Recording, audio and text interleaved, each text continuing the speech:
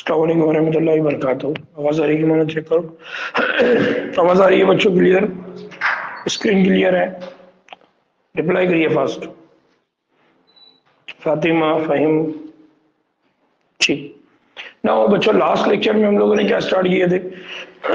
Last lecture में हमने start किया था बायोटेक्नोलॉजी, और हमने कहा था कि जो बायोटेक्नोलॉजी का पूरा ये टेक्निक है उसके अंदर हमने कहा था कि जो काम किया था उसमें क्या किया था है, उसमें आपके पास डिजायर्ड जीन होना चाहिए।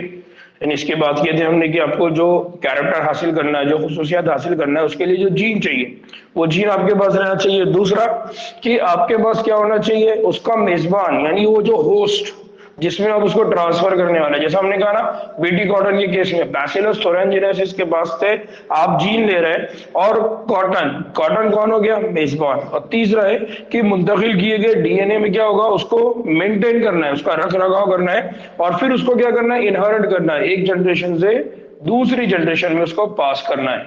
ठीक नो, अब हम उसके बाद बात कर रहे हैं कि ये जो रिकॉम्बिनेंट डीएनए टेक्नोलॉजी है, तो रिकॉम्बिनेंट डीएनए टेक्नोलॉजी परफॉर्म कैसे की जाती है, रिकॉम्बिनेंट डीएनए टेक्नोलॉजी को अप्लाई कैसे किया जाता है। ठीक है, तो अब यहां पर अगर आप उर्दू में देखेंगे तो उन्होंने क्या कहा, उर्दू में उसको उन्होंने कहा है बाज मुत्तसिल डीएनए। बेसिकली यहां पर उन्होंने ये जो रिकॉम्बिनेंट डीएनए है उसको ट्रांसलेट किया है उर्दू में, इसलिए उसका ट्रांसलेशन क्या हो गया, बाज मुत्तसिल, मतलब आजू बाजू चिपके हुए डीएनए। तो ज्यादा उर्दू में टेंशन लेना नहीं, उर्दू में भी उसको ही रिकॉम्बिनेंट डीएनए टेक्नोलॉजी बोला। सिर्फ याद रखना कि उर्दू में उसको बोला जाता है बाज मुत्तसिल डीएनए। ठीक है, तो बेसिक कंसेप्ट याद रखना है यहाँ पर, कंफ्यूज नहीं होने का। कंफ्यूज इसलिए नहीं होने का क्योंकि बाद में परेशानी होगी। तो रिकॉम्बिनेंट क्योंकि बाद में परेशानी होगी, तो रिकॉम्बिनेंट डीएनए टेक्नोलॉजी के आलात, क्योंकि हम ये कह रहे हैं कि रिकॉम्बिनेंट डीएनए टेक्नोलॉजी ये एक तरीका है, एक टेक्निक, एक मेथड है। तो इसका मतलब उसके लिए आपको क्या लगेंगे, टूल्स लगेंगे। उसके लिए क्या लगेंगे, आलात लगेंगे। यानी हर कोई मशीन जब काम करती है तो उस मशीन को क्या लगते हैं, टूल लगते हैं, आलात लगते हैं। जब ये टेक्निक है, ये भी एक मशीनी काम है, तो इसका मतलब इसको भी क्या लगेंगे, आलात। लेकिन ये जो आलात है, ये जो टूल्स है, इसकी लेवल क्या रहेगी, इसकी लेवल भी रहेगी मॉलिक्यूलर, यानी डीएनए लेवल होगा, जेनेटिक लेवल होगा। यानी अगर आपको कोई लोहे का, अगर आपको क्या बोलेंगे, ये बोर्ड है, अगर इस बोर्ड का ग्लास बनाना है तो ये ग्लास के लिए आपको जो मटेरियल होगा वो भी ग्लास ही होगा, कांच ही होगा। रॉड है, आयरन है, उसको तोड़ना है तो आयरन को तोड़ने के लिए जो मटेरियल होगा वो भी आयरन ही होगा। तो इसी तरह से जब हम बात करते हैं कि हम रिकॉम्बिनेंट डीएनए टेक्नोलॉजी परफॉर्म करने वाले हैं, तो रिकॉम्बिनेंट डीएनए टेक्नोलॉजी के लिए जो टूल है, जो आलात है, वो भी क्या रहेंगे, वो रहेगा या तो डीएनए या तो वो प्रोटीन रहेगा। ठीक है ना। अब हम क्या करें कि जब हम जेनेटिक इंजीनियरिंग करते हैं और उसी को दूसरे अल्फाज में हम क्या कहते हैं, बाज मुत्तसिल डीएनए, या यहां देखिए उन्होंने क्या कर दिया, बाज मुत्तहिद डीएनए, यानी रिकॉम्बिनेंट डीएनए टेक्नोलॉजी। जब हम रिकॉम्बिनेंट डीएनए टेक्नोलॉजी को परफॉर्म करना होता है तो उसके लिए जो आलात है, उस आलात में से सबसे पहला जो टूल हमको चाहिए वो है बंदिशी एंजाइम। बंदिशी एंजाइम को यहां पर बोला जाता है, जो लास्ट टाइम हमने कहा था उसको रेस्ट्रिक्शन एंजाइम। क्या कहा था हमने उसको, रेस्ट्रिक्शन एंजाइम। अगर आपको याद होगा तो मैंने बताया था कि ये रेस्ट्रिक्शन एंजाइम कैसे मालूम हुआ, ये इसकी दरियाफ्त कैसे हुई, इसको इनोवेशन कैसा हुआ था। तो हमने कहा था कि जो फंगस है, जो वायरस है, वो वायरस बैक्टीरिया को क्या करता है, इन्फेक्ट करता है। लेकिन उस बैक्टीरिया को कोई बीमारी नहीं हो रही है। क्यों नहीं हो रही है? इसलिए नहीं हो रही है क्योंकि उस बैक्टीरिया के डीएनए में जो वायरस का डीएनए वो इंसर्ट नहीं हो रहा, वो दाखिल नहीं हो रहा। क्यों नहीं हो रहा? तो उस बैक्टीरिया के पास ये काबिलियत है कि वो वायरस के डीएनए को क्या कर देता है, ब्रेक डाउन कर देता है, रेस्ट्रिक्ट कर देता है, रोक देता है। कहां पर? उसके अपने डीएनए में दाखिल होने से। जब मालूम किया गया कि ये क्यों होता है तो मालूम पड़ा कि यहाँ पर कुछ एंजाइम्स है। वो एंजाइम्स ये काम अंजाम देते हैं कि जैसे ही वायरस का डीएनए उस बैक्टीरिया के बॉडी में आता है, वो बैक्टीरिया के एंजाइम्स उस डीएनए को तोड़ देते हैं। इसलिए उन एंजाइम का नाम क्या रखा गया है, बंदिशी एंजाइम, या उनको इंग्लिश में हम क्या कहते हैं, रेस्ट्रिक्शन एंजाइम। दूसरा जो एंजाइम यहाँ पर टूल के तौर पे यूज होता है, आलात के तौर पे यूज होता है, वो है पॉलीमरेज। वो कौन सा एंजाइम है, पॉलीमरेज एंजाइम। हमने पढ़ा था कि पॉलीमरेज एंजाइम, तो हमने डीएनए पॉलीमरेज, आरएनए पॉलीमरेज, तो हमने कहा कि डीएनए पॉलीमरेज क्या करवाता है, रेप्लिकेशन, डीएनए की कॉपी डीएनए। और आरएनए पॉलीमरेज क्या करता है, डीएनए से आरएनए, तो यहाँ पर हमको क्या लगेंगे, पॉलीमरेज एंजाइम। फिर इसी तरह से हमको वहां पर लगेगा लाइगेज एंजाइम। हमने कहा था कि जब डीएनए की कॉपी होती है तो डीएनए की जो कॉपी बनेगी वो छोटे छोटे फ्रैगमेंट्स होंगे। फिर जब बैक्टीरिया के डीएनए में बाहर का फॉरेन डीएनए ऐड करना होगा तो वो डीएनए उस बैक्टीरिया के डीएनए के साथ जाके क्या होने वाला है, चिपकने वाला है। इसका मतलब ये है कि उसको चिपकाने के लिए, उसको जोड़ने के लिए, उसको अटैच करने के लिए वहां पर क्या चाहिए, वहां पर एक एंजाइम चाहिए। उस एंजाइम का नाम क्या है, उस एंजाइम का नाम है डीएनए लाइगेज। क्या नाम है उस एंजाइम का, डीएनए लाइगेज। यानी वो क्या करता है, वहां पर लाइगेशन का काम करता है, जोड़ने का काम करता है। तो जब हम जब रिकॉम्बिनेंट डीएनए टेक्नोलॉजी की टेक्निक अंजाम देने वाले हैं तो सबसे पहले हमको क्या चाहिए, रेस्ट्रिक्शन एंजाइम। दूसरा कौन चाहिए, पॉलीमरेज एंजाइम। तीसरा कौन चाहिए, डीएनए लाइगेज। उसके बाद और एक चीज क्या चाहिए टूल के तौर पे, इस काम को अंजाम देने के लिए औजार के तौर पे, तो वो है वेक्टर। इससे पहले भी मैंने आपको बताया था वेक्टर क्या होता है। तो हमने लास्ट टाइम जैसा हमने कहा मच्छर की प्लाज्मोडियम का वेक्टर है, एक इंसान से दूसरे इंसान के अंदर प्लाज्मोडियम को ट्रांसफर करने का, ले जाने का काम करता है। तो वैसे ही वेक्टर क्या करते हैं, हमारा जो डिजायर्ड जीन है, डिजायर्ड डीएनए है, उसको होस्ट में यानी बैक्टीरिया में या पौधे में या किसी और जानदार में ले जाने का काम करेंगे। ठीक है, तो उसको हम क्या कहते हैं, वेक्टर। लास्ट चीज जो है वो है मेजबान जानदार। यहां पर जिसको मेजबान जानदार कह रहे हैं हम उसको कहते हैं होस्ट।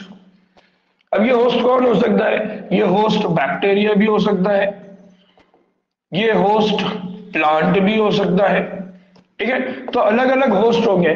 तो जब भी हम रिकॉम्बिनेंट डीएनए टेक्नोलॉजी करेंगे तो रिकॉम्बिनेंट डीएनए टेक्नोलॉजी के अंदर जो सबसे अहम टूल्स है, जो औजार है, जो सबसे अहम काम करने वाले वो कौन कौन है, restriction enzyme, polymerase enzyme, DNA ligase, vector और होस्ट। ये सारे हमको डीएनए टेक्नोलॉजी अंजाम देने के लिए लगते हैं ना। सबसे पहले हम बात कर रहे हैं बंदिशी एंजाइम या रेस्ट्रिक्शन एंजाइम्स की हम बात करने वाले हैं। नाउ ये जो रेस्ट्रिक्शन एंजाइम है, जैसा मैंने इससे पहले भी आपको बार बार ये बात बताया कि इसकी दरियाफ्त कैसे हुई, तो उसकी दरियाफ्त हुई थी 1963 में। क्या हुआ था, दो एंजाइम अलहदा किए गए। 1963 में दो एंजाइम अलहदा किए गए। ये कहां से हुए थे, ये इकोलाई से हुए थे। मैं बार बार आपको कह रहा था कि बैक्टीरिया के ऊपर वायरस आके अटैक कर रहा है, तो यहाँ बैक्टीरिया कौन था, इकोलाई, और उसके ऊपर जो वायरस अटैक करता था वो था बैक्टीरियोफाज या बैक्टीरियोफेज। तो एक बैक्टीरिया है, उस बैक्टीरिया को इन्फेक्ट करने वाला जो वायरस है, उस वायरस का नाम क्या है, बैक्टीरियोफेज या बैक्टीरियोफेज वायरस।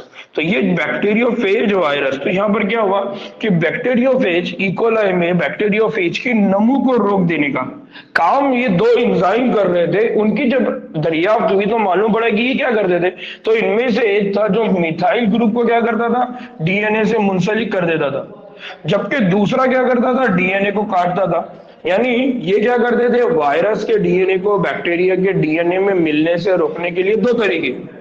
एक तरीका ये है कि वो उसके ऊपर मिथिल ग्रुप ऐड कर देगा, नतीजे में वो जो डीएनए आता है उसका फिर रेप्लिकेशन नहीं होगा, ट्रांसक्रिप्शन नहीं होगा, उसका कोई काम नहीं होगा, वो रेस्ट्रिक्ट हो गया, वो खामोश बैठ गया। लेकिन दूसरी जगह पे दूसरा एंजाइम क्या करता था, वो सिर्फ मिथिल ग्रुप ऐड नहीं करता था बल्कि उसको वो ब्रेक डाउन कर देता, तोड़ देता था।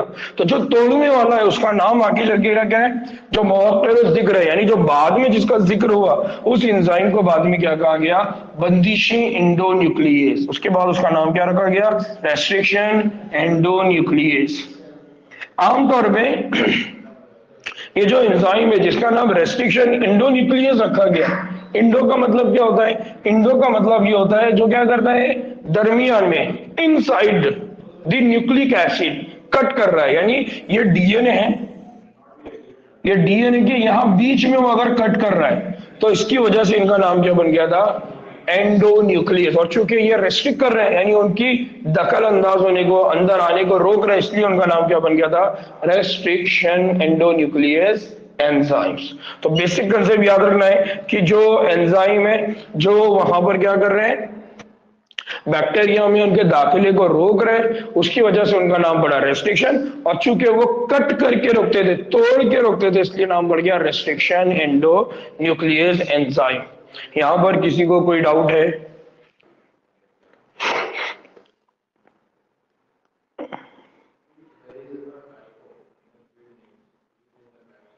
फातिमा, फहमी, निखत, अक्सा, सफिया, ठीक। नाउ नाउ अब एक और चीज है क्या, ये जो रेस्ट्रिक्शन एंडोन्यूक्लियस एंजाइम है, उनमें से सबसे पहला जो बंदिशी एंडोन्यूक्लियस एंजाइम है उसका नाम है हिंद 2, HIND, हिंद 2। ये जो हिंद 2 है, जिसका काम क्या था, ये है DNA न्यूक्लियोटाइड की जो सीक्वेंस है उस पर मुनासिर है। यानी वो क्या करता है, ये जो रेस्ट्रिक्शन एंडोन्यूक्लियस एंजाइम है जिसका नाम हिंद 2 है, ये DNA न्यूक्लियोटाइड के तवातुर पे, यानी ये उसी जगह कट करेगा जहां पर इसको वो सीक्वेंस मिले जिसको कट करना है। यानी ये किसी भी जगह पे कट नहीं करेगा, इसको स्पेसिफिक जगह चाहिए जहां से ये क्या करता है, कट करता है। तो क्या देखा गया, देखा ये गया है कि ये जो हिंद 2 है, ये DNA सालिमे को हमेशा मखसूस मकाम पर कट करते हैं, जहां पर हमेशा क्या होते हैं, 6 असासी जुफ्तों में, यानी बेस पेयर होती है, जो एक मखसूस सीक्वेंस होती है। यानी हमेशा ये क्या करेगा, कट करेगा, लेकिन कट करने के लिए इसको क्या चाहिए, स्पेसिफिक सीक्वेंस चाहिए, मखसूस सीक्वेंस चाहिए DNA की। अगर वो DNA की मखसूस सीक्वेंस उसको मिलेगी तो ही वो कट करेगा, अदरवाइज वो कट नहीं करेगा। इसीलिए इस मखसूस असासे तवातुर को, यानी ये DNA सीक्वेंस को जो किसकी है, हिंद 2 के लिए है, वो उसको पहचानता है, उसको कहा गया रिकॉग्निशन सीक्वेंस। क्या कहा गया उसको, रिकॉग्निशन सीक्वेंस। यानी उसी सीक्वेंस को वो पहचानेगा और वहीं पर वो कट करेगा। यानी फॉर एग्जांपल किसी को अगर पंक्चर जोड़ना है तो वो उसी जगह करेगा जहां होल है, या कोई पाइप है जहां कट करना है, कहां कट करेंगे, तो जहां पर आपने मार्क किया है, निशान लगाया है। तो इसका मतलब ये हिंद 2 पूरे DNA को कहीं से भी कट नहीं करेगा, बल्कि वो स्पेसिफिक जगह से कट करेगा। यानी आप बात समझिए, इससे क्या फायदा है, इससे फायदा ये है कि जब हम रिकॉम्बिनेंट DNA टेक्नोलॉजी करवाना चाहते हैं, तब हम कहां पर कट करना है ये डिसाइड कर सकते हैं। यानी ये स्पेसिफिसिटी हमको किसकी वजह से मिली, इस एंजाइम की काबिलियत से। क्या काबिलियत है, इसकी काबिलियत ये है कि ये उसी जगह कट करेगा जहां पर इसको कट करने के लिए उसकी परफेक्ट सीक्वेंस मिलेगी, और उसी सीक्वेंस को क्या बोला जाता है, रिकॉग्निशन सीक्वेंस। क्या कहा जाता है इसको, रिकॉग्निशन सीक्वेंस। तो जो हिंद 2 है, हिंद 2 के अलावा आज हमारे पास 900 से भी ज्यादा रेस्ट्रिक्शन एंडोन्यूक्लियस एंजाइम के बारे में क्या है, मालूमात अवेलेबल है, जानकारी है। और ये सिर्फ कितने बैक्टीरिया से मालूम हुई है, 230 से भी ज्यादा बैक्टीरियल स्ट्रेन से इनको क्या किया गया है, अलहदा किया गया है। और हर मुख्तलिफ पहचान की तवातुर की हम क्या करते हैं, शनाख्त कर सकते हैं। यानी इनके पास खास बात क्या है कि ये अपनी पर्टिकुलर रेस्ट्रिक्शन सीक्वेंस को पहचानते हैं। इसका मतलब ये है कि फॉर एग्जांपल अगर आपको किसी जगह पे कट करना है और वो सीक्वेंस सिर्फ इको R1 की है, तो वहां पर कभी भी हिंद 2 जाके कट नहीं करेगा। यानी फॉर एग्जांपल दो लोग हैं, उनका जिम्मेदारी ये है कि एक गड्ढा खोदेगा, दूसरा पानी डालेगा। तो कभी भी ऐसा नहीं होगा कि गड्ढा खोदने वाला पानी डालेगा और पानी वाला गड्ढा खोदेगा। यानी हिंद 2 की जगह कभी भी इको R1 या इको R1 की जगह हिंद 2 कभी भी काम नहीं करेगा, यानी DNA को नहीं कट करेगा। तो इससे हमारा फायदा क्या हो गया, इससे हमारा फायदा यह हो गया कि DNA में जिस जगह पर हम कट लगाना चाहते हैं हम लगा सकते हैं। यानी जो हमारी डिजायर्ड सीक्वेंस है वहां पर हम क्या कर सकते हैं, कट लगा सकते हैं। ये खास बात हो गई। नाउ रिकॉग्निशन सीक्वेंस के मामले में एक जो बेसिक कंसेप्ट है यहां पर कि फॉर एग्जांपल अगर हम रिकॉग्निशन सीक्वेंस की बात करते हैं तो इसकी रिकॉग्निशन सीक्वेंस क्या है, जो इको R1 एंजाइम है उसकी रिकॉग्निशन सीक्वेंस इसी तरह से हिंद 2 की रिकॉग्निशन सीक्वेंस, हिंद 2 की अगर रिकॉग्निशन सीक्वेंस देखेंगे तो अगर हम यहां देखेंगे तो यहां है GTCGAC, ठीक है। और दूसरी सीक्वेंस अगर उसको रिवर्स देखें तो GTCGAC। नाउ ये जो सीक्वेंस है, अगर आप इसको देखेंगे, इसके मामले में और भी डिस्कशन आगे आने वाली है। तो हिंड 2 की जो रिकॉग्निशन सीक्वेंस है वो क्या है? GTC GAC. ठीक है, जीटीसी जीएसी। अगर ये सीक्वेंस आएगी तो समझ जाना है कि यहां पर आके कौन तोड़ेगा? हिंड 2।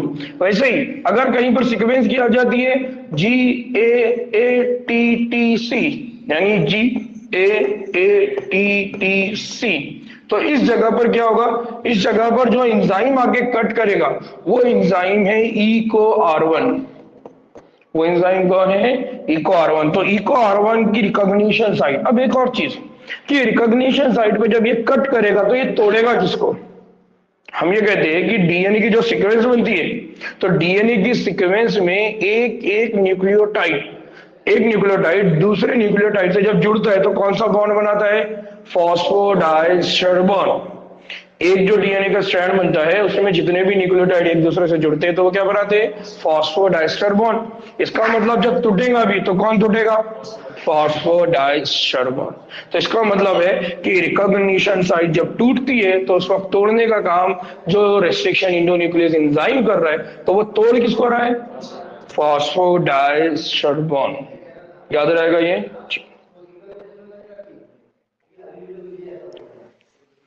ठीक, यहां पर किसी को कोई डाउट है?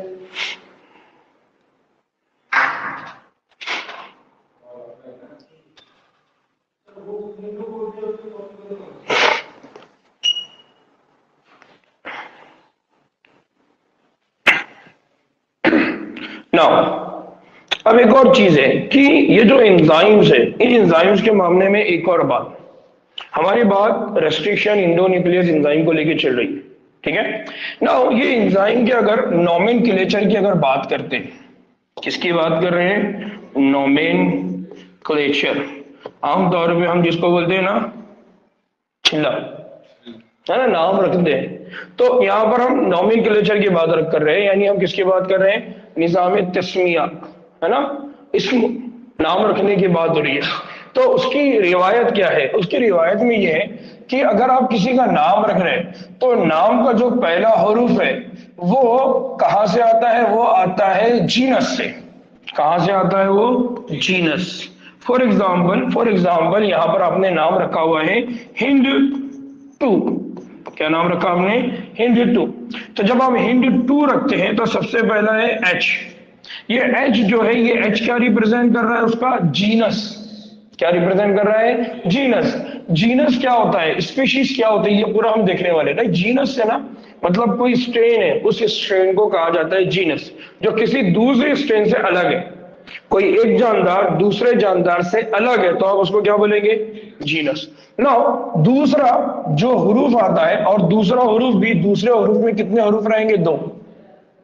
पहला जो हरूफ है एच, यहां पर आप देख रहे हैं कि वो कैपिटल लिखा हुआ है। दूसरा जो 2 हरूफ है वो स्मॉल है। ये जो 2 हरूफ है वो रिप्रेजेंट करते हैं स्पेशीज। किससे रिप्रेजेंट करते हैं इसको? वो स्पेशीज, प्रजाति।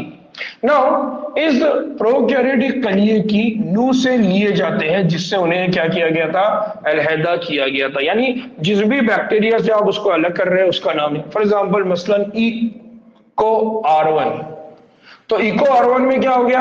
पहला जो लफ्ज है दैट इज ई का मतलब क्या है? इस रेशिया। और दूसरा जो लफ्ज है दैट इज कोलाई, यानी इको R1। तो ये जो कोलाई है, जो COLY है, यानी COLY है, ये क्या रिप्रेजेंट कर रहा है? स्पेशीज। और उसके बाद R1 क्या है? ये हुर्फ रिप्रेजेंट करती है R को। अगर आपको याद होगा तो हमने साल्मोनेला टाइफी, है ना, rough strain, smooth strain, non infectious, infectious, याद आ रहा है? तो यहां पर हुर्फ आर क्या करता है? स्ट्रेन के नाम को अक्स किया गया है। और नाम के बाद जो रोमन हिंसा है, रोमन हिंसा मतलब कौन हो गया? ये वाला। तो ये रोमन हिंसा क्या कर रहा है? ये रोमन हिंसा तरतीब को जाहिर करता है, जिसमें बैक्टीरिया स्ट्रेन से आपने क्या लिया था? एंजाइम को अलहदा किया था। यानी अगर ये हिंद 2 है तो इसका मतलब ये जो एंजाइम है, ये एंजाइम सेकंड टाइम में आइडेंटिफाई हुआ था। अगर ये 1 होता तो फर्स्ट टाइम में इसको आइडेंटिफाई किया गया था। ठीक है। नाउ अभी नोमेनक्लेचर की हमारी बात चली है, तो हम कह रहे हैं कि जब किसी का नाम रखा जाता है तो नाम के अंदर जो लफ्ज है, यानी ई को R1, हिंद 2, हिंद 3, साल 1, ये जो नाम है ये नाम क्यों रखे गए, ये नाम की बेसिक क्या है। तो हम ये कह रहे हैं कि पहला लफ्ज रहेगा कैपिटल, दो लफ्ज रहेंगे वो स्मॉल, फिर एक रहेगा आर या एस, और आखिर रहेगा उनकी तरतीब, उनका नंबर, कि वो कब आइडेंटिफाई हुए थे, वो फर्स्ट टाइम हुए थे, सेकंड टाइम हुए थे, थर्ड टाइम हुए थे, किस वक्त वो आइडेंटिफाई हुए थे। यहां तक बात समझ में आई, नोमेनक्लेचर की बात समझ में आई, तस्मीर की बात समझ में आई।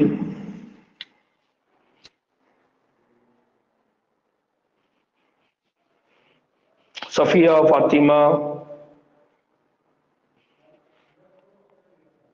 निखत, सुफियान, सना, सफिया, फहमी, ठीक। नाउ अब यहां देखिए, यहां मैंने एग्जांपल ऐड किया हुआ है। क्या है कि हमने कहा कि जो भी नाम रखेंगे आप जिसका भी नाम रखेंगे, फॉर एग्जांपल आपने नाम रखा है इको R1, तो इस इको R1 में एक है ई, एक है CO, एक है R और एक है 1। तो ये जो ई है, यानी ये ई किसको रिप्रेजेंट कर रहा है, जीनस। कौन है जीनस यहाँ पर, इशरेशिया। फिर ये CO यहाँ पर कौन है, स्पीशीज यानी कोलाए। और ये जो R है, ये R किसको रिप्रेजेंट कर रहा है, स्ट्रेन। और ये जो 1 है ये क्या रिप्रेजेंट कर रहा है, नंबर। वैसे ही हिंद 3, हिंद 3 में क्या हो गया, तो ये जो H है, H का मतलब क्या है, हेमोफिलस। IN कौन है, हेमोफिला यानी इन्फ्लुएंजा। स्ट्रेन की बात कर रहे हैं तो क्या है, D, और इसका जो नंबर है वो कितना है, 3। वैसे एक और example, balm H1, balm H1 के अंदर जो जीनस है वो जीनस कौन है, बैसिलस। उसको आप कैसे रिप्रेजेंट कर रहे हैं भाई, B।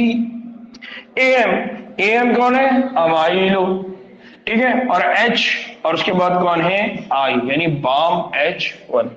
तो इस तरह से हम क्या करते हैं, जब भी हमको किसी रेस्ट्रिक्शन इंडोन्यूक्लियस एंजाइम का नाम रखना है तो एक लफ्ज जो हम लेंगे पहले वो जीनस से लेंगे, दो लफ्ज जो लेंगे वो स्पीशीज से लेंगे, बाकी का जो एक वर्ड रहेगा वो स्ट्रेन रहेगा, और उसके बाद रहेगा नंबर। नो इसको, हाँ मतलब उसका नाम रखा हुआ इस तरह से शॉर्ट में, क्योंकि इशरेशिया कोला इतना बड़ा नाम है। फिर इशरेशिया कोला के बाद अगर नाम रखें कोलाए, इशरेशिया, फिर कोलाई, इसी तरह से हेमोफिलस, इन्फ्लुएंजा, बड़े बड़े नाम है इसलिए। लो बात समझ में यहां तक ना। अब एक और चीज, एक और चीज क्या, कि ये जो रेस्ट्रिक्शन न्यूक्लियस एंजाइम है, यानी ये जो बंदिशें एंजाइम्स है, अगर खामरों की बात करें तो एक बड़े क्लास से इनका ताल्लुक है। ये जितने भी एंजाइम्स है रेस्ट्रिक्शन इंडोन्यूक्लियस, इनका ताल्लुक किससे है, इनका ताल्लुक है न्यूक्लियसेस। अगर आपको याद होगा तो डाइजेस्टिव सिस्टम में हमने ये पढ़ा था कि जो भी खाना हम खाते हैं उसमें जो भी न्यूक्लिक एसिड रहेगा, यानी DNA, RNA, उसका ब्रेकडाउन करने वाले एंजाइम्स के मामले में हमने पढ़ा था न्यूक्लियसेस। याद आ रहा है, हमने कहा था कि न्यूक्लियसेस क्या करते हैं, सबसे पहले DNA को तोड़ेंगे, न्यूक्लियोसाइड, क्या, न्यूक्लियोटाइड, न्यूक्लियोटाइड, और न्यूक्लियोटाइड से फिर तोड़ेंगे न्यूक्लियोसाइड। फिर आखिर में क्या करेंगे, हाइड्रोजन को, सॉरी शुगर को अलग करेंगे, नाइट्रोजन बेस को अलग करेंगे, और फॉस्फेट ग्रुप को अलग करेंगे। इस तरह से आगे चल के फिर हमारे बॉडी में उनका क्या होता है, एब्सॉर्प्शन, खून में उनको शामिल करके पूरे जिस्म को क्या करते हैं, सप्लाई करते हैं। तो इसके ग्रुप, वो जो एंजाइम था उस एंजाइम का नाम क्या था, न्यूक्लियसेस। ऐसा एंजाइम जो सिर्फ न्यूक्लिक एसिड को तोड़ने का काम करता है। अब ये जो न्यूक्लियसेस है, ये न्यूक्लियसेस भी दो किस्म के हैं। एक वो है जिसको आप कहते हैं एक्सोन्यूक्लियसेस, और दूसरे को आप क्या करें, एंडोन्यूक्लियसेस। एक्सोन्यूक्लियस पर क्या होता है, ये DNA के सिरे से न्यूक्लियोटाइड को अलग करता है। जैसा मैंने पहले कहा, मैंने कहा कि अगर आपके पास DNA है तो DNA को अगर सिरे से आप कट करते आ रहे तो वो रहेगा एक्सोन्यूक्लियस, और अगर एंडोन्यूक्लियस की अगर बात करते हैं तो वो क्या करता है, DNA को दरमियान से, और दरमियान में भी कहां से कट करेगा, मखसूस पोजीशन, और इस मखसूस पोजीशन को हमने क्या बोला था, रिकॉग्निशन साइट। क्या बोला था हमने इसको, रिकॉग्निशन साइट, यानी स्पेसिफिक जगह से कट करता है उसको हम क्या कहते हैं, रिकॉग्निशन साइट। ठीक ना। अब एक और चीज, कि हमने एक और चीज बोला कि जो बंदिशी न्यूक्लियस है वो डीएनए की तवातुर की लंबाई का क्या करते हैं, मुआयना करते हैं। यानी कि वो क्या करेगा, जब इसको कट करना है, फॉर एग्जांपल इसको कट करना है यहां पर, तो एंजाइम्स यहां से चलता हुआ आएगा आएगा आएगा आएगा। जैसे ही उसको मालूम पड़ेगा कि यहां पर सीक्वेंस GAATTC है, तो उसको समझ में आएगा कि ये वो जगह है जहां पर मैं क्या कर सकता हूं, कट कर सकता हूं। इसीलिए कह रहे हैं कि हर इंडोन्यूक्लियस एंजाइम क्या करेगा, पूरे डीएनए सीक्वेंस को रीड करता जाएगा, उसको चेक करता जाएगा, और जैसे ही उसको चेक करेगा उसको लगेगा कि यार ये वो सीक्वेंस है जहां पर मैं कट कर सकता हूं, तो वो क्या कर देगा, वहां कट कर देगा। तो इस तरह से वो काम करता है। तो जब ये अपनी मखसूस पहचान तवातुर को तलाश कर लेता है, यानी रिकॉग्निशन सीक्वेंस को पहचान लेता है, तो ये डीएनए से मुंसलिक हो जाता है और डबल हेलिक्स की दोनों पट्टियों पर यानी दोनों स्ट्रैंड पर क्या करता है, शक्कर यानी शुगर फॉस्फेट बुनियादों पर मखसूस पॉइंट पर क्या करेगा, कट लगा देगा। यानी ये क्या करेगा, उस जगह पे पर्टिकुलर जगह पे क्या करेगा, रेस्ट्रिक्शन, और रेस्ट्रिक्शन करके क्या करेगा, फॉस्फोडाइस्टर बॉन्ड को तोड़ देगा। इस तरह से डीएनए के क्या हो गए, टुकड़े हो गए। तो हर एक बंदिश न्यूक्लियोटाइड डीएनए में मखसूस पैलिंड्रोमिक न्यूक्लियोटाइड सीक्वेंस को पहचानता है। अब ये क्या मतलब है, यहां पर एक और नया वर्ड आ गया, यहां पर एक और नया सीक्वेंस आ गया। क्या, यहां पर एक नया लफ्ज आया है, वो है पैलिंड्रोमिक सीक्वेंस।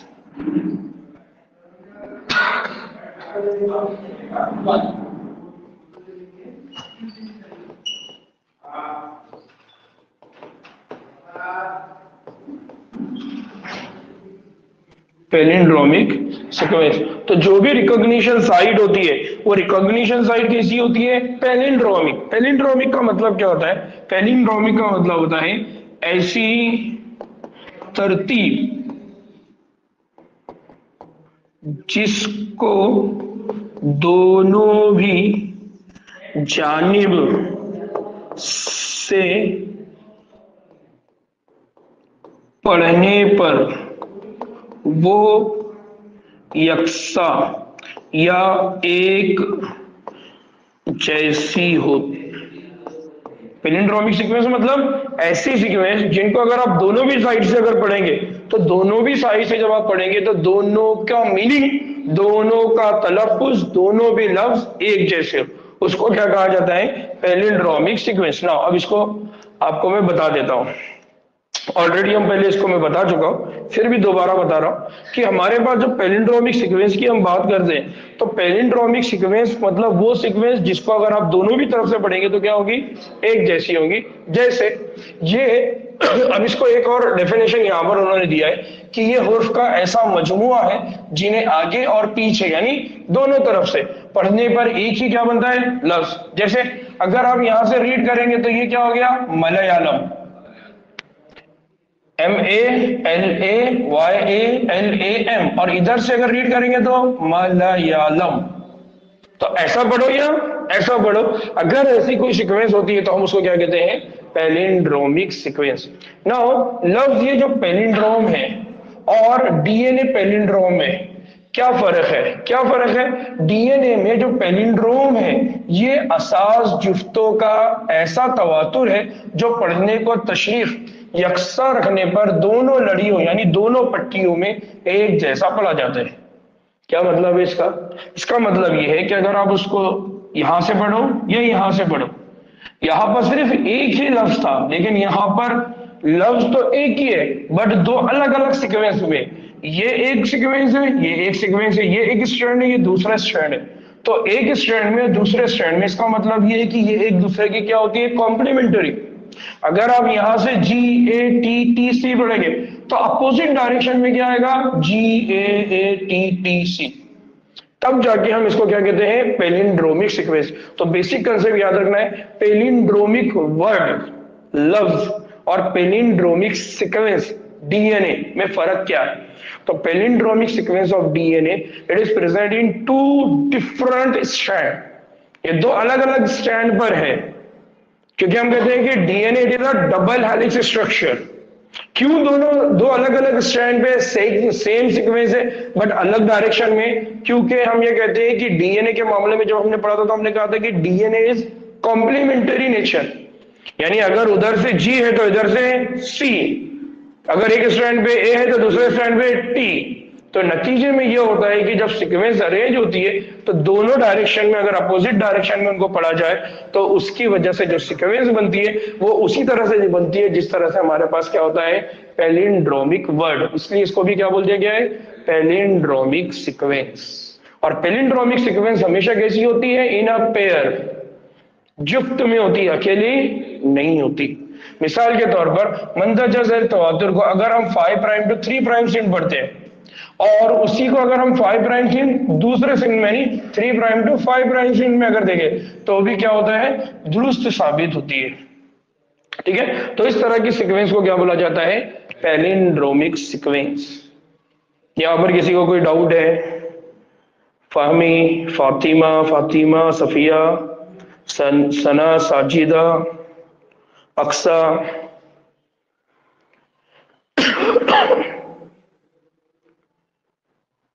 ठीक, नाउ अच्छा, ये जो अल्फाज है ये अल्फाज क्लियर दिख रहे हैं क्या आप लोगों को? क्या बहुत ज्यादा ब्लर हो रहा है वीडियो में देखने के बाद? क्लियर दिख रहा है ना? ठीक, चलिए। नाउ अब एक और चीज क्या कि ये जब बंदिशी एंजाइम मतलब रेस्ट्रिक्शन एंजाइम, ठीक है, यहां पर याद रखना है कि एनसीईआरटी ने इसको बंदिशी बोला है। रेस्ट्रिक्शन एंजाइम जो है, ये रेस्ट्रिक्शन एंजाइम क्या करते हैं, डीएनए की जो लड़ी है, लड़ी का मतलब कौन हो गया, स्ट्रैंड है ना, डीएनए के जो धागे हैं दो, तो उसके अंदर जो पैलिंड्रोम तवातुर है यानी जो पैलिंड्रोमिक सीक्वेंस है वो क्या करता है, उसके मरकज से यानी सेंटर से थोड़ा फासले पर लेकिन मुकाबिल लड़ियों में दो यकसा असास के दरमियान काटते हैं। यानी वो क्या करेगा, जो रिकॉग्निशन सीक्वेंस है उस रिकॉग्निशन से थोड़ा दूर बट रिकॉग्निशन सीक्वेंस के दो न्यूक्लियोटाइड के बीच में वो क्या करेगा, कट लगाएगा। जैसा कि यहां पर क्या हो गया, यहां पर ये जो सीक्वेंस है ये रिकॉग्निशन सीक्वेंस है। अब उसने रिकॉग्निशन सीक्वेंस तो पकड़ लिया लेकिन वो रिकॉग्निशन सीक्वेंस के सेंटर से थोड़ी दूरी पर कट कर रहा है। ये रिकॉग्निशन सीक्वेंस का सेंटर है, यहां से ये थोड़ी दूरी पर कट कर रहा है। ठीक है, तो इसलिए कहा जा रहा है जिसके नतीजे पर क्या होता है, जिसके नतीजे में ये दोनों जो सिरे हैं, ये जो दो सिरे हैं, इन सिरों पर एक लड़ी वाला हिस्सा बाकी रह जाता है यानी थोड़ा सा एक्सटेंडेड। यानी ये देखिए ये क्या हो गया, ये लड़ी वाला स्ट्रैंड, यानी एक स्ट्रैंड की लंबाई क्या होगी, थोड़ा ज्यादा, दूसरे स्ट्रैंड की जो लंबाई है वो क्या हो गई, कम। तो नतीजे में क्या हुआ, जब इन्होंने डीएनए को कट किया तो डीएनए को कट करने की वजह से दो स्ट्रैंड जो है वो आगे एक्स्ट्रा आ गए। ये जो दो स्ट्रैंड एक्स्ट्रा आ गए उन स्ट्रैंड को बोला जाता है स्टिकी स्ट्रैंड। क्या बोला जाता है इनको, स्टिकी स्ट्रैंड, या उनको दूसरे अल्फाज में यहां पर क्या बोला गया, देखिए चिपचिपा। क्या बोला गया है, चिपचिपा सिरा बोला गया है। तो इसका मतलब यह है कि जब भी बंदिश enzyme, restriction enzyme palindromic sequence को कट करते हैं तो कुछ रेस्ट्रिक्शन एंजाइम ऐसे हैं जो सेंटर से थोड़ा दूरी पर कट करते हैं। नतीजे में यह होता है कि वहां पर दो ओवरहैंगिंग रीजन आते हैं।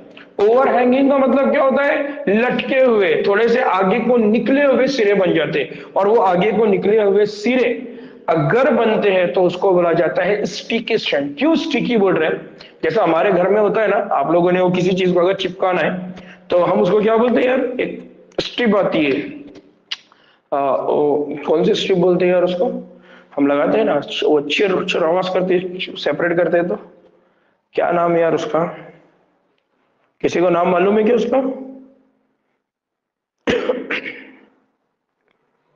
है ना, दो चीजों का अगर आपको स्टिक करना है, आमतौर पे हमारा बैग वगैरह रहता है तो उसके लिए हम लगाते हैं स्टिकी।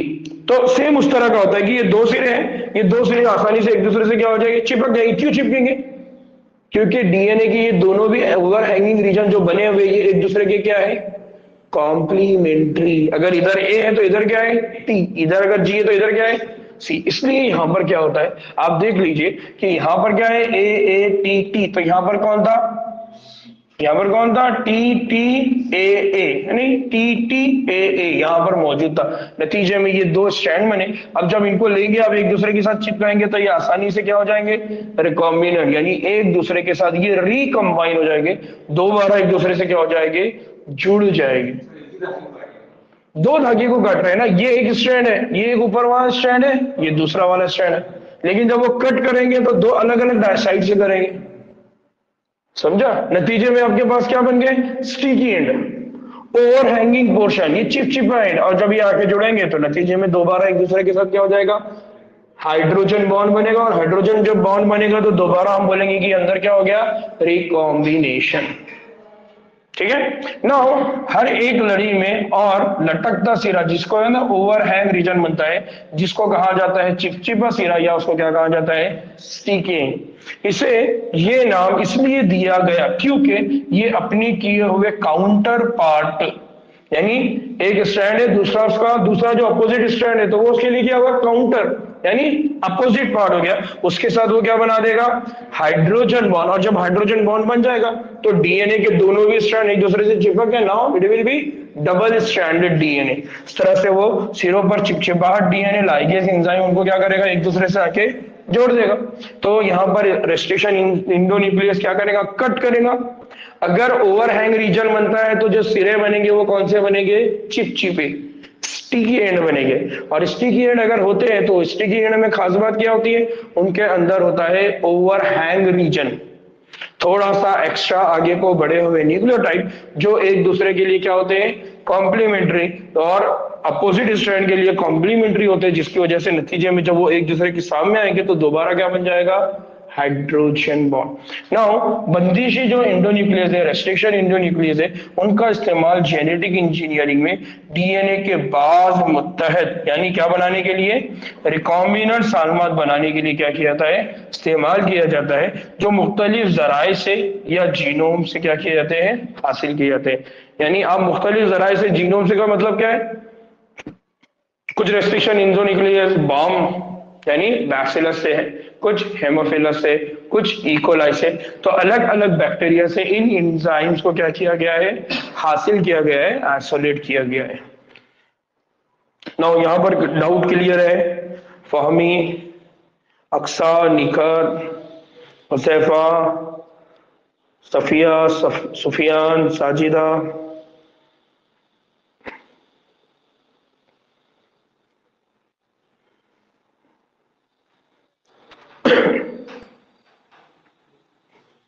ठीक, डाउट क्लियर है? बढ़ना है आगे।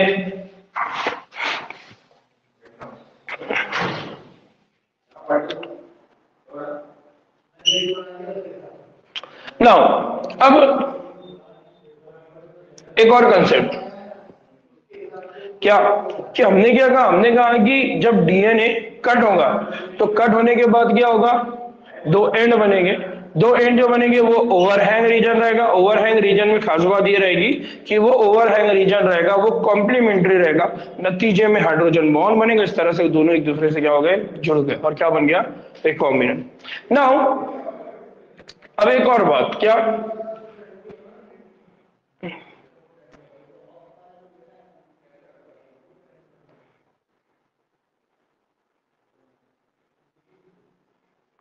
यहां पर कुछ नाउ अगर आपने क्या किया? अगर हमने एक ही रेस्ट्रिक्शन इंडोन्यूक्लियास एंजाइम लिया, यानी एक ही बंदिश एंजाइम लिया और उसको हमने काटने लगाया, तो क्या होगा? उसके काटने पर हमको जो डीएनए मिलेगा, जो डीएनए के हिस्से मिलेंगे, जो खित्ते मिलेंगे, यानी क्या मिलेंगे हमको? स्टिकी। तो वो क्या रहेंगे? एक ही किस्म के रहेंगे। अगर बाम H1 कर रहा है तो बाम H1 क्या करेगा? सेम स्टिकी एंड देगा। ठीक है। तो नतीजे में क्या होगा? डीएनए लाइगेज की मदद से वो आपस में, यानी वो किनारे एक दूसरे से क्या हो जाते हैं? मुंसलिक हो जाते हैं। यानी इसका मतलब यह है कि अगर हमको इकोलाई बैक्टीरिया में हमारा डिजायर्ड जीन ऐड करना है तो हम उसके लिए जो रेस्ट्रिक्शन इंडोन्यूक्लियस एंजाइम लेंगे वो इको R1 लेंगे। क्यों? क्योंकि वो इकोलाई से लिया हुआ है।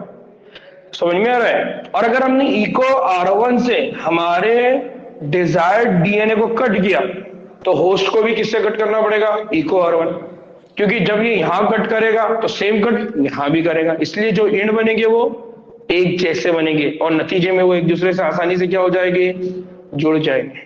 अगर आपने बाम H1 लिया डीएनए को कट करने के लिए, तो होस्ट में भी आपको किससे कट करवाना पड़ेगा, बाम एच, तभी जाके क्या बनेंगे, एक जैसे एंड, यानी कॉम्प्लीमेंट्री एंड, तभी जाके वो एक दूसरे से क्या होंगे, चिपकेंगे, लाइगेट होगी। ये बहुत इंपॉर्टेंट, इसको याद रखना है।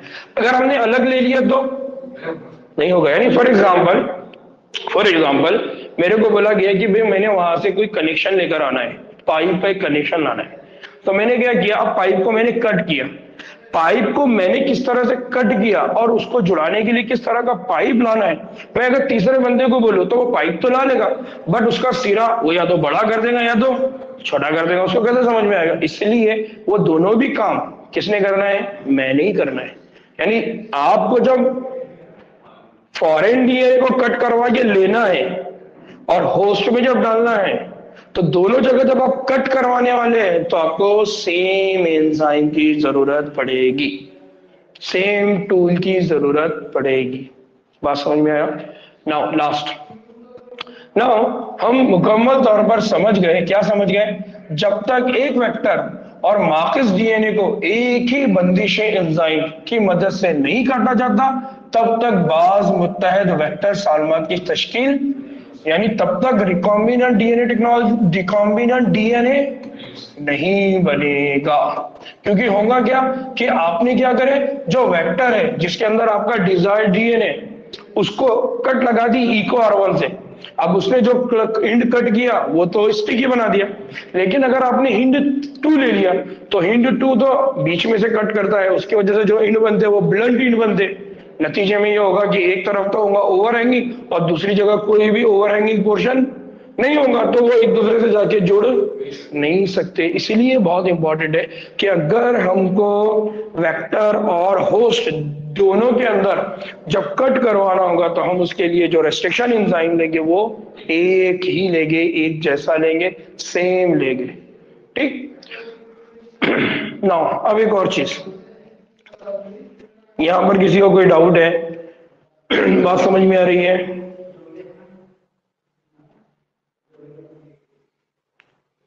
सफिया, सना, फातिमा, दोनों फातिमा का रिप्लाई नहीं है अभी तक। ठीक।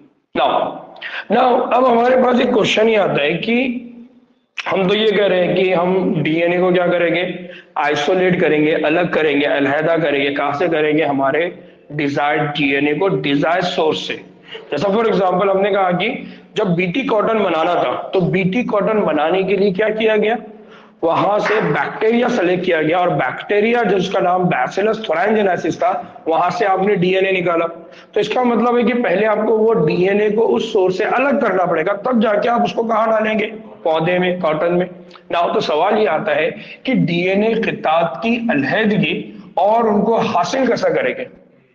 ठीक है, तो सबसे पहले क्या किया जाता है, जो बंदिश इंडोन्यूक्लियस है, यानी जो रेस्ट्रिक्शन इंडोन्यूक्लियस एंजाइम है, उसके जरिए हम क्या करते हैं, डीएनए को काटते हैं, और काटने के नतीजे में हमारे पास क्या होगा, डीएनए के क्या बन जाएंगे, खिताब। अभी जो खिताब है, ये खिताब के लिए असल लफ्ज होना चाहिए था टुकड़े, या इंग्लिश में इसको बोला जाता है फ्रैगमेंट्स।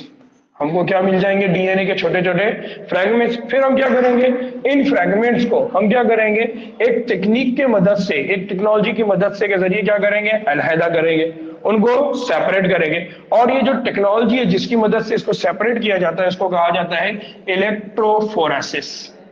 क्या कहा जाता है इसको, इलेक्ट्रोफोरेसिस। तो हम क्या करते हैं, जेल इलेक्ट्रोफोरेसिस। कौन सा वाला काम करते हैं, जेल इलेक्ट्रोफोरेसिस। तो हमने क्या किया, आपके पास डीएनए था, इस डीएनए को आपने छोटे छोटे छोटे छोटे क्या कर दिए, टुकड़ों में तब्दील कर दिया। इनको छोटे टुकड़ों में तब्दील करने के लिए आपने किसका इस्तेमाल किया, रेस्ट्रिक्शन एंडो न्यूक्लियस एंजाइम्स। अब ये जो डीएनए है, इन डीएनए को आप क्या करना चाह रहे हैं, सेपरेट करना चाह रहे हैं। तो सेपरेट करने के लिए आप क्या करने वाले हैं, इनको रन करने वाले हैं। तो सेपरेट करेंगे मतलब आप क्या करेंगे, एक डीएनए फ्रैगमेंट, ये दूसरा, तीसरा, इस तरह से इनको आप क्या करेंगे, एक दूसरे से अलग करेंगे। अब जब आप इनको एक दूसरे से अलग कर रहे हैं तो ये जो मटेरियल है, ये मटेरियल है जेल। जेल क्यों है, ये जो जेल होता है, ये जेल जो आमतौर पे हम यूज करते हैं, तो ये जो जेल होता है ये जेल हमारा जिस तरह से सेमी सॉलिड होता है ना, आपने देखा होगा बच्चे अक्सर जेली खाते हैं। वो जेली में क्या होता है, वो जेली जो बच्चे खाते हैं, है ना, देखे होंगे आपने, तो वो जो जेली होती है वो अलग अलग कलर की होती है। क्यों अलग अलग कलर है? क्योंकि उस जेली के अंदर कलर भर गया। क्यों भर गया? क्योंकि उस जेली के अंदर छोटे छोटे सुराख होते हैं। उन सुराखों के जरिए से वो कलर लिक्विड क्या कर रहा है, एक जगह से दूसरी जगह पास कर रहा है। तो वैसे ही आपने एक शीट बनाई, एक आपने लेयर बनाई। लेयर किसकी बनाई आपने? जेल की। ये जो जेल होता है ये होता है एगारोस। कौन सा जेल होता है ये? Agarose gel. तो आमतौर पे हम जो जेल वगैरह बालों को लगाते हैं वो भी एगारोस जेल ही होता है। तो ये एगारोस जो जेल होता है, इस एगारोस जेल में आप क्या करते हैं, उनको सेपरेट करते हैं। क्या करते हैं? सेपरेट करते हैं। अब जब आप इनको सेपरेट करेंगे तो सेपरेट करने के लिए आप क्या इस्तेमाल कर रहे हैं? इलेक्ट्रिसिटी। यानी आप किसका इस्तेमाल कर रहे हैं? करंट। किसका इस्तेमाल कर रहे हैं? Current, electricity. इसलिए इस टेक्निक का नाम क्या पड़ गया? इसलिए इस टेक्निक का नाम पड़ा है इलेक्ट्रो फोरेसिस। क्या नाम पड़ गया इसका? इलेक्ट्रोफोरेसिस। यानी आपने क्या किया, आपने डीएनए के जो फ्रैगमेंट्स है उसके ऊपर क्या प्रेजेंट है? मनफी बार, मनफी चार्ज। उस मनफी चार्ज की बेसिस पर आपने क्या किए, उसके अंदर जब इलेक्ट्रिक करंट सप्लाई किया तो उस इलेक्ट्रिक करंट की वजह से ये हुआ कि वो जो जेल है, उस जेल की जो मैट्रिक्स है उसके अंदर क्या हुआ, एनोड की तरफ से उन्होंने क्या किया, एनोड की तरफ वो बहना शुरू हुए। यानी पॉजिटिव चार्ज की तरफ वो बहना शुरू हो गए। तो धीरे धीरे जिसका साइज जितना ज्यादा होगा उसके ऊपर उतने ज्यादा निगेटिव चार्ज, जिसका साइज जितना कम होगा उसके ऊपर उतने कम निगेटिव चार्ज। दूसरा कि जेल से वो डीएनए फ्रैगमेंट बहुत फास्ट जाएगा जिसका डीएनए का साइज क्या हो, छोटा, और जिसका डीएनए का साइज बड़ा होगा वो अटक जाएगा। नतीजे में ये है कि ये सबसे छोटा साइज है और ये सबसे बड़ा साइज है। क्यों? क्योंकि यहां से आपने क्या किया, इलेक्ट्रॉन को फ्लो करवाया, यानी ये पॉजिटिव चार्ज हो गया ये। तो जब इलेक्ट्रिसिटी फ्लो हुई तो नतीजे में ये हुआ कि इस एगारोस जेल के अंदर जो डीएनए स्ट्रैंड है वो सेपरेट हुए। किसकी मदद से हुए? इलेक्ट्रिसिटी। इसलिए उसका नाम क्या बन गया? इलेक्ट्रोफोरेसिस। क्या नाम बढ़ गया उसका? इलेक्ट्रोफोरेसिस। नाउ अब एक और कंसेप्ट समझ लीजिए, क्या कि यहां पर ये जो मैट्रिक्स हमने बनाया, ये जो मैट्रिक्स है, ये मैट्रिक्स है, ये जो मीडियम है जिसके जरिए डीएनए के स्ट्रैंड सेपरेट होने वाले, आजकल सबसे ज्यादा इस्तेमाल में आने वाला जो मैट्रिक्स है जिसको आप बना रहे हैं वो बनाया जाता है एगारोस जेल से, जो कि समंदरी विट्स यानी समंदर के अंदर उगने वाले कुछ पौधे हैं उनसे हासिल किया जाता है, जो कि कुदरती एक क्या है, पॉलीमर। तो ये जो एगारोस जेल है ये क्या है, एक तरह का नेचुरल पॉलीमर। क्या है ये? एक तरह का नेचुरल पॉलीमर। और इस नेचुरल पॉलीमर को अगर आप देखेंगे तो हमारे पास जो आइसक्रीम वगैरह है उसमें भी, फिर हमारे जो डिफरेंट टाइप की क्रीम्स वगैरह आती है उसमें भी इस एगारोस जेल को क्या किया जाता है, इस्तेमाल किया जाता है। नाउ लास्ट बात कि डीएनए के जो फ्रैगमेंट्स हैं उनको साइज के मुताबिक एगारोस जेल के जरिए क्या किया जाता है, मुहैया किए जाने वाले तख्तीरी असर यानी जो सीविंग इफेक्ट है। सीविंग इफेक्ट का मतलब क्या है कि वो उसके जरिए से पास होने वाला है, यानी जो सीव होता है, सीव मतलब छन्ना, पास होना, फिल्टर आउट होना, उसके जरिए उसको क्या किया जाता है, अलहदा किया जाता है। इस तरह से जितने भी फ्रैगमेंट्स है, जितने भी खितात है, जितने भी टुकड़े हैं, वो साइज जितना छोटा होगा वो उतनी ही ज्यादा दूर तक क्या करेगा, जाएगा। और इस तरह से ये होगा कि जेल के किसी भी सिरे पर डीएनए महलूल को क्या किया जाएगा, याद। तो हम यहाँ बेसिकली क्या करते हैं, अलग अलग डीएनए के हिस्से पर एगारोस जेल के ऊपर डीएनए के साइज के अकॉर्डिंग हम डीएनए के जितने भी फ्रैगमेंट्स हैं उनको एक दूसरे से क्या कर देते हैं, अलहदा कर देते हैं, उनको क्या कर देते हैं, सेपरेट करते हैं। तो ये बेसिक टेक्निक्स है जिसको आपने याद रखना है कि हम सबसे पहले क्या करेंगे, जब भी हमको रिकॉम्बिनेंट डीएनए टेक्नोलॉजी परफॉर्म करना है तो सबसे पहले हम क्या करेंगे, हमारा डिजायर्ड डीएनए लेंगे, उसको हम उस बैक्टीरिया से, वो जो भी सोर्स है वहां से आइसोलेट करेंगे, फिर उसको छोटे छोटे टुकड़े करेंगे और छोटे छोटे टुकड़े करके उन सब डीएनए फ्रैगमेंट्स को अलग करेंगे, फिर हम हमारा डिजायर्ड डीएनए वहां से क्या करेंगे, अलग करेंगे। ठीक है, यहां तक बात समझ में आई? यहां तक बात समझ में आई? यहां पर किसी को कोई डाउट है? ठीक, चलिए नमाज का वक्त हो रहा है, इंशाल्लाह नमाज के बाद हमारी बात होती है। अस्सलाम वालेकुम रहमतुल्लाहि व बरकातहू।